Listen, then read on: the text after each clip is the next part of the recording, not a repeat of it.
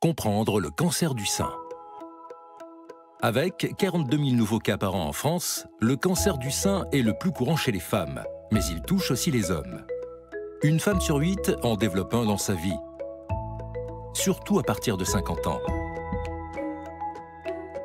C'est la première cause de décès par cancer chez les femmes, mais détecté suffisamment tôt, il se guérit dans 9 cas sur 10. Le sein se compose de graisse, de lobules qui produisent le lait, de canaux qui transportent le lait jusqu'au mamelon.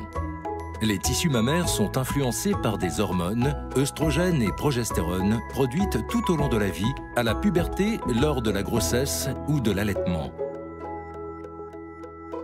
Il existe différents types de cancers. Le carcinome canalaire est le plus fréquent et se forme à l'intérieur des canaux de lactation. Diagnostiqué assez tôt grâce à la mammographie, il reste non invasif et on en guérit dans presque tous les cas avec un traitement adapté. En revanche, sans traitement, il peut poursuivre sa croissance et devenir invasif en se propageant à l'extérieur des canaux de lactation. Le carcinome lobulaire se forme dans les lobules.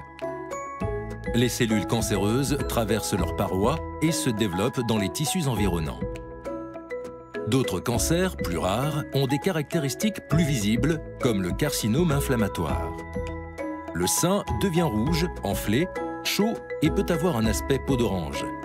Les cellules cancéreuses se forment d'abord dans les canaux mammaires, puis migrent rapidement vers les vaisseaux lymphatiques de la peau.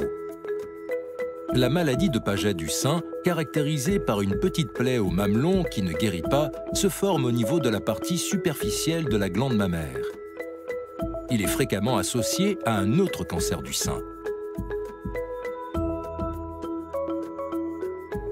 Pour dépister le cancer du sein, l'examen le plus rapide et efficace est la mammographie. Elle permet de rechercher les anomalies de la glande mammaire. Il est conseillé de prendre rendez-vous juste après les règles, quand la poitrine est la moins sensible. Cela permettra d'obtenir des images plus nettes. Cet examen doit être effectué à partir de 50 ans et à partir de 30 ans en cas d'antécédents familiaux ou si vous constatez une anomalie sur votre sein. Retrouvez toutes nos actualités sur humanis.com.